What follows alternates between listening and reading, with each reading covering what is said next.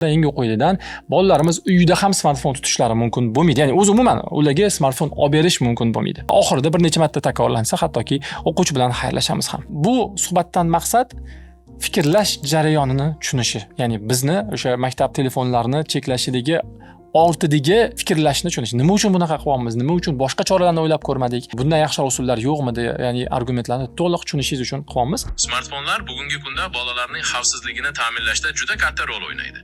Masalan, GPS orqali qayerda ekanligini bilish yoki favqulodda holatda tezda xabar berish imkoniyati bor. Bu haqda nima deb o'ylaysiz?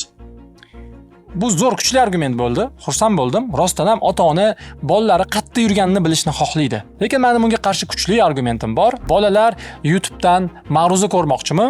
Kompyuterdan ko'rsin. Ya'ni katta ekrandan ko'rsin, notebookdan ko'rsin. Lekin smartfondan ko'rmasin.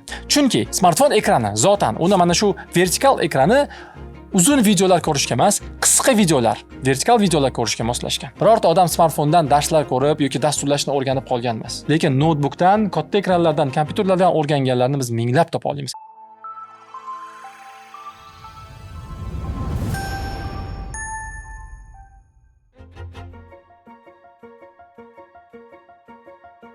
Assalomu alaykum azizlar. Biz maktabimizda o'quvchilarimiz uchun uyda ham telefon ishlashi taqiqlaymiz. 1-apreldan bu qisman kuchga kiryapti va 1-sentyabrdan eng yo'qligidan bolalarimiz uyda ham smartfon tutishlari mumkin bo'lmaydi. Ya'ni o'zi umuman ularga smartfon olib berish mumkin bo'lmaydi.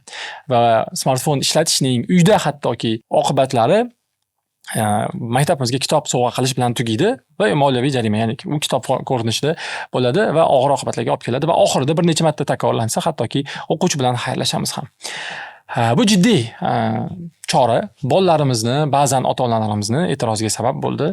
Ayniqsa hozir sun'iy intellekt rivojlanayotgan paytda, ayniqsa hozir smartfonlar orqali hamma ish qilish mumkin bo'lgan paytda taksilarimiz, ovqat buyurtma qilishlarimiz, shoppinglarimiz, ya'ni bozor qilishlarimiz, yaqinlarimiz bilan gaplashishlarimiz, chet elliklarimiz bilan zoom qilishlarimiz hammasi telefonimizga bog'liq bo'lib turgan zamonda telefondan voz kechish xuddiki chiroqdan yoki gazdan yoki issiqlik yoki sovutish konditsioner tizimlaridan voz kechishga o'xshaydi.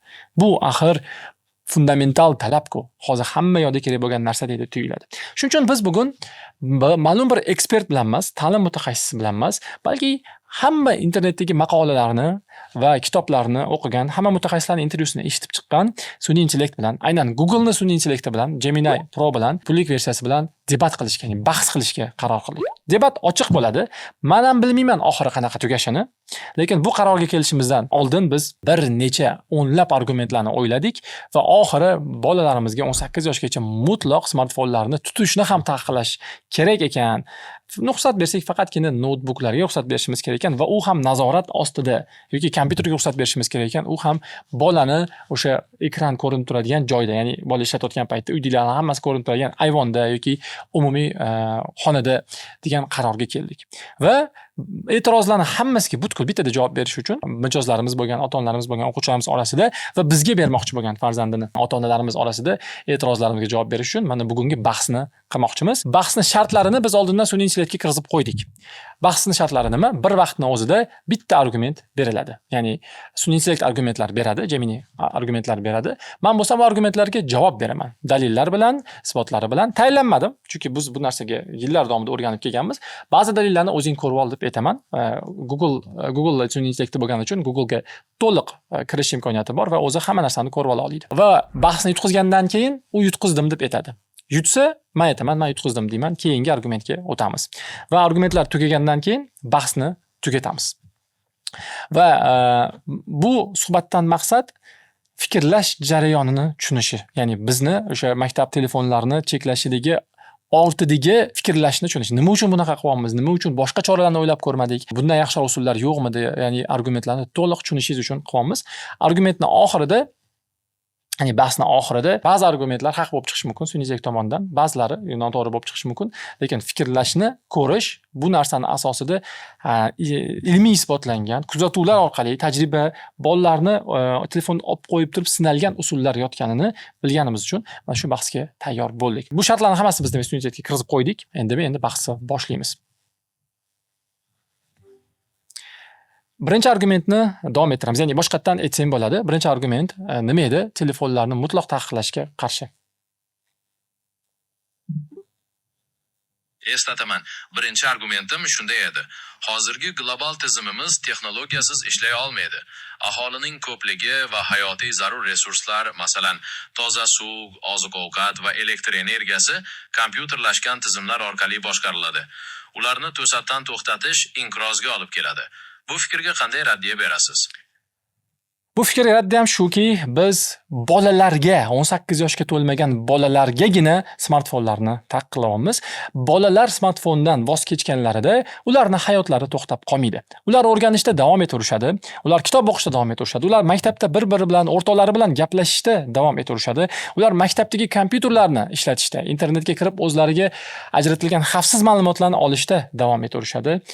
Ya'ni hayotlari to'xtamaydi, balki diqqatlari bo'linmagan hisobiga, xotiralari buzilmagan hisobiga, xotiralariga ortiqcha keraksiz ma'lumotlar, qisqa videolar kirmaganini hisobiga o'rganish jarayonlari tezroq, samaraliroq bo'ladi. Tushunarli. Demak, sizning fikringizcha gap umumiy taqiq emas, balki aynan o'smirlar uchun cheklovlar haqida ketyapti. Bolalar smartfondan voz kechsa, hayot to'xtab qolmaydi, balki diqqatni to'plash va o'rganish jarayoni yaxshilanadi. Shundaymi?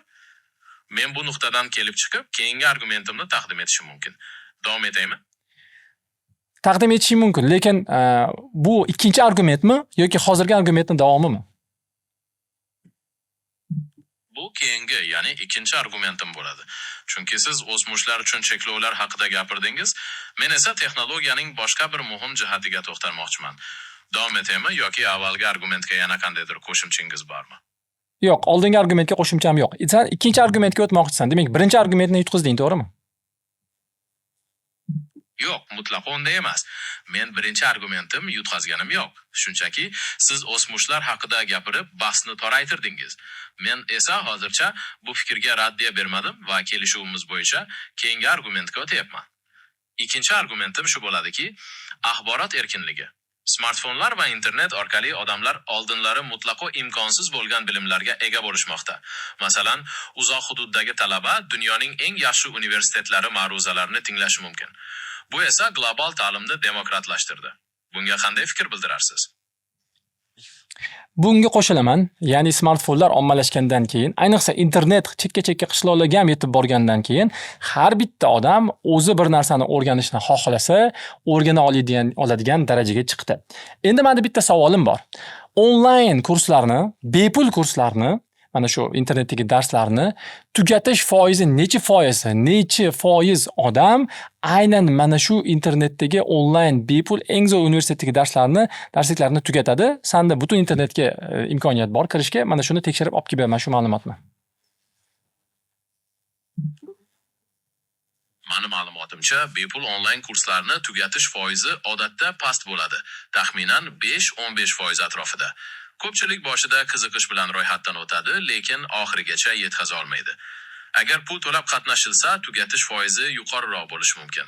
Xo'sh, bu ma'lumotga qanday raddiya berasiz yoki keyingi argumentimga o'taymi? Yo'q, men raddiya bermoqchi emasman. Ya'ni, atigi 5%, 10% odamgina onlayn darslarni boshlab tugatadi. Lekin oxirgi 5 yilda O'zbekistonda Instagram foydalanuvchilari necha millionga yetdi, necha baravar ko'paydi? Oxirgi ma'lumotlarga ko'ra, O'zbekistonda Instagram foydalanuvchilari soni sezilarli darajada oshdi.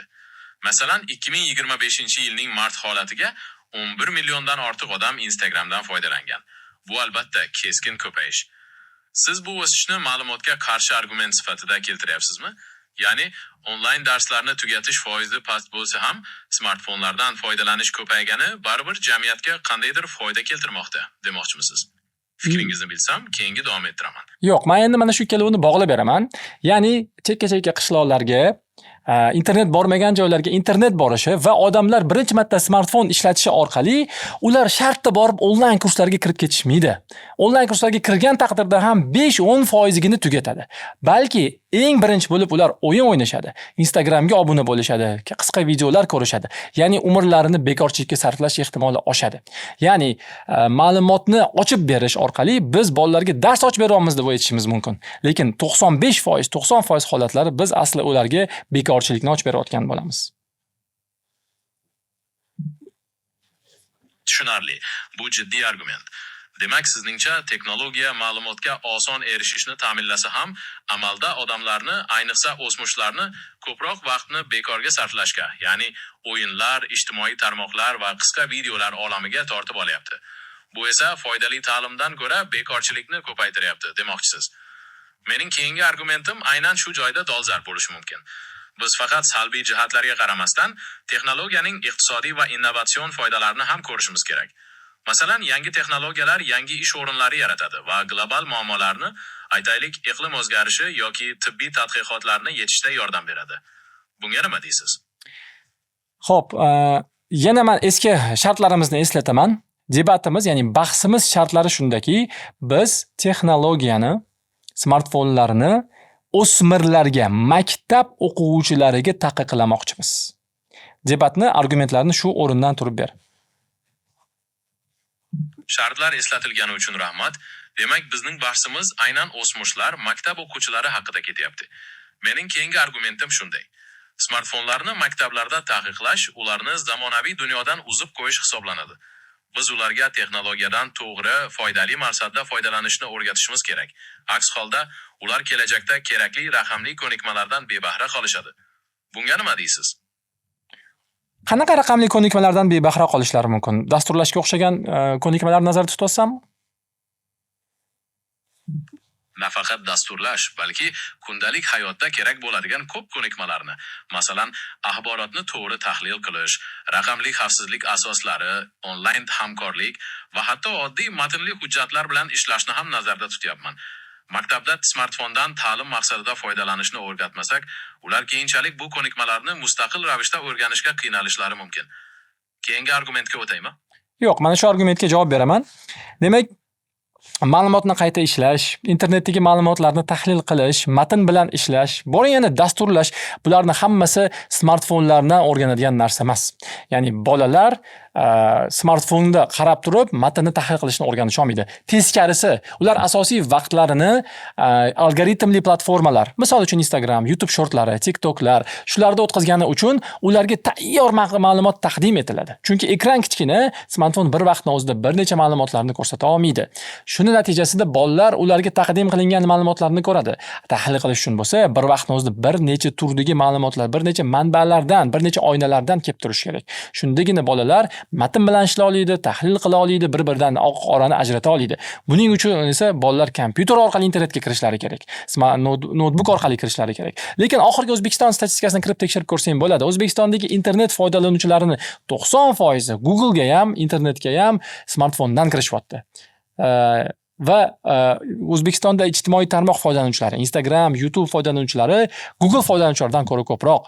Bu bo'lsa, ularni tahliliy ma'lumot, ya'ni ma'lumotni tahlil qilish, matnga tanqidiy nazar bilan qarash foizini ko'paytirmaydi, kamaytirib tashlaydi. Bolalar ishonuvchan, birinchi ko'rgan narsasiga ergashib ketadigan bo'lib qoladi. Shuning uchun ham men smartfonlarni taqiqlaylik deyapman. Notebooklarni yoki kompyuterlarni emas. Ya'ni bolalar uyda ham hattoki smartfon ishlatmasin. Uyda ham internetga smartfondan kirmasin, maktabda ham. Lekin nazorat ostida kompyuter, monoblok yoki notebook ishlatishlari mumkin.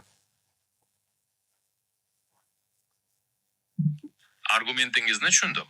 Sizningcha smartfonlar kichik ekran orqali tayyor ko'pincha algoritmlarga asoslangan ma'lumotni taqdim qiladi. Tahlil uchun esa kattaroq ekran, bir nechta oyna va manbalar kerak. Shuning uchun ham smartfonni taqiqlab, kompyuter orqali ta'limni rivojlantirish kerak, shundaymi? Raddiya bildirmasligingizni aytdingiz, unda kelishuvimizga ko'ra keyingi argumentga o'tamiz. Yana bir muhim jihat, xavfsizlik. Smartfonlar bugungi kunda bolalarning xavfsizligini ta'minlashda juda katta rol o'ynaydi. Masalan, GPS orqali qayerda ekanligini bilish yoki favqulodda holatda tezda xabar berish imkoniyati bor. Bu haqda nima deb o'ylaysiz?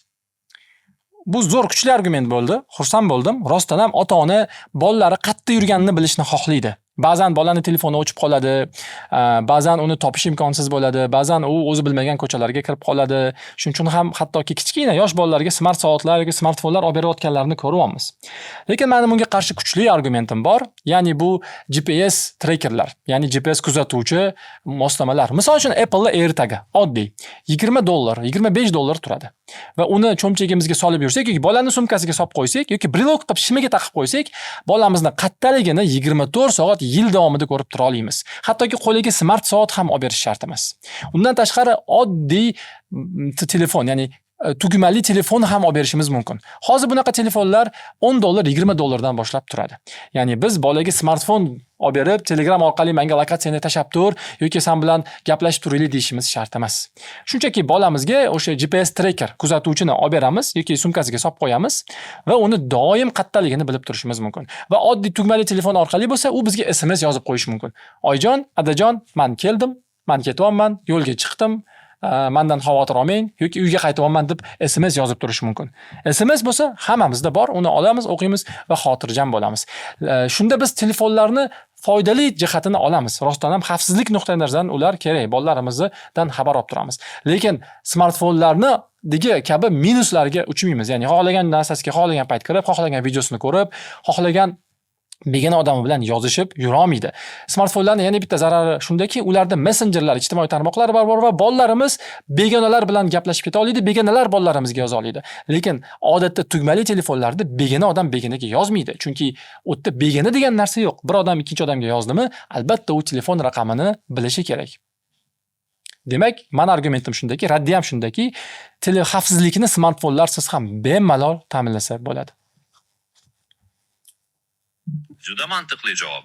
Demak, sizningcha smartfonlarning turli salbiy jihatlaridan qochish uchun xavfsizlikni GPS trackerlar yoki oddiy tugmali telefonlar orqali ta'minlash ham yetarli.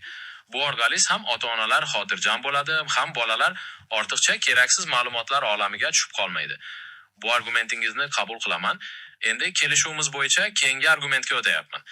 Biz texnologiyaning iqtisodiy va innovatsion foydalari haqida gaplashmoqchi edik. Zamonaviy texnologiyalar butunlay yangi ish o'rinlari yaratmoqda. Masalan, To'xta. dastur. Biz texnologiyalarni mutlaq taqiqlash haqida gaplashmayapmiz. Yana bir marta eslataman kontekstimizni. Biz o'smirlarni, maktab o'quvchilariga smartfonlarni uyda, maktabda, ko'chada ishlatishni va o'zi umuman smartfon tutishni taqiqlamoqchimiz. Bundan oldingi argumentlaring ham xuddi shu kontekstda edi. Bundan keyingi argumentlaring ham faqatgina o'smirlarga, bolalarga ota-onalari va maktablari tomonidan smartfonlar ishlatishni butkul taqiqlash 18 yoshgacha haqida bo'ladi. Iltimos, argumentlarni shu yo'nalishda ber. Tushundim. Rahmat. Kontekstni to'liq tushunib oldim. 18 yoshgacha bo'lgan bolalarga smartfonlardan istalgan joyda, uyda, maktabda, ko'chada foydalanishni butunlay taqiqlash haqida gap ketyapti. Unday bo'lsa, keyingi argumentimga o'taman. Bu taqiq bolalarni zamonaviy ta'limning eng muhim qismidan, onlayn resurslar, ta'lim videolari, kurslar, virtual laboratoriyalardan mahrum qiladi. Maktabda kompyuter orqali foydalanish cheklangan bo'lishi mumkin. Smartfon esa ularga kengroq imkoniyatlar ochadi. Bunga nima deysiz? Xo'p, yaxshi argument. Rostdan ham maktabda kompyuter hammaga ham yetmasligi mumkin yoki kompyuterda ajratilgan vaqt hammaga yetmasligi mumkin. Kompyuterlar kam, bolalar esa ko'p. Yana bitta argument, agar bolalar smartfondan to'g'ri foydalanishni o'rgansa, onlayn darsliklar, video ma'ruzalar hammasi turibdi. Bu argumentga javobim shuki, bolalarga biz notebookni yoki kompyuter ishlatishni va o'zimman ta'lim maqsadlarida katta ekranlarni ishlatishni taqiqlamayapmiz. Biz bolalarga smartfonda algoritmli kontentlarni taqiqlamoqchimiz va shu sababli smartfonlarni taqiqlayapmiz. Ya'ni bolalar YouTubedan ma'ruza ko'rmoqchimi, kompyuterdan ko'rsin. Ya'ni o'sha katta ekrandan ko'rsin, notebookdan ko'rsin. Lekin smartfondan ko'rmasin. Chunki smartfon ekrani zotan, uni mana shu vertikal ekrani uzun videolar ko'rishga emas, qisqa videolar, vertikal videolar ko'rishga moslashgan. Smartfon ekrani reelslar ko'rishga moslashgan. Smartfon ekrani bir videoni ko'rayotgan joyda shunday uni to'xtatib, pauza qilib, insho yozib olishni qiyinlashtiradi. Chunki pauza bosish uchun ham 2 marta bosish kerak tugmani. Notebookda esa bitta tugmani bosib turib, shunda konspekt qolish yetarli. Ya'ni, men argumentim shundaki, katta ekranlar ijod uchun, bir narsani yaratish uchun, qurish uchun. Kichik ekranlar esa iste'mol uchun. Ya'ni kontentni olish va dars ma'nosida emas, balki dam olish uchun. Ya'ni smartfonni asosan odamlar, statistikani o'zing ham internetdan tekshirib ko'rsang bo'ladi, dam olish uchun ishlatishadi. Ya'ni hordiq chiqarish uchun, kino ko'rish uchun, serial ko'rish uchun, o'yin o'ynash uchun, TikTok, reelslar, qisqa videolar ko'rish uchun ishlatishadi. 10% holatlarda balki ish uchun ishlatishar. Yosh kattalar shunda ham. Ish quroli emas smartfon, o'rganish quroli emas. Birorta odam smartfondan darslar ko'rib yoki dasturlashni o'rganib qolgan emas. lekin noutbukdan, katta ekranlardan, kompyuterlardan o'rganganlarni biz minglab topa olamiz. Chunki kompyuter ko'proq ishlashni xohlaydi. Sanga qarab turib ishlagin deydi. Chunki uni klaviaturasi bor, mishkasi bor, u ish quroli u. Ya'ni unda ishlash qulayroq bo'ladi. Va ota-onaga ham maktabda ham ekran katta bo'lgani uchun bolani nazorat qilishi osonlashadi. Argumentingiz juda mantiqli. Demak, xulosa shuki, katta ekranlar bu ijod, qurish va o'rganish uchun, smartfonlar esa ko'proq iste'mol va hordiq uchun. Shuning uchun ham bolalarga smartfonni taqiqlab, kompyuterlardan ta'lim maqsadida foydalanishni targ'ib etish kerak, shundaymi? Bu bizning bahsimizdagi oxirgi argument bo'lishi mumkin, chunki barcha asosiy jihatlarni qamrab oldik. Xulosa sifatida biror nima demoqchimisiz? Ha, demak xulosa qilsak bo'ladimi?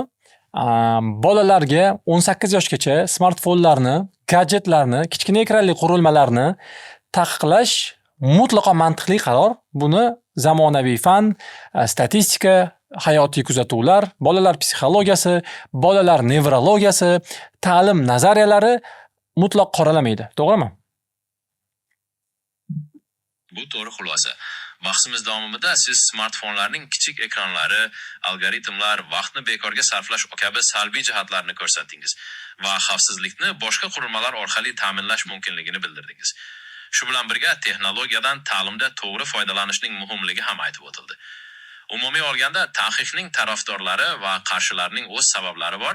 Bu esa mavzuning o'ta murakkabligini ko'rsatadi. Bahs uchun rahmat. Yana biror narsani muhokama qilmoqchimisiz? Bo'ldi, endi keyingi safar.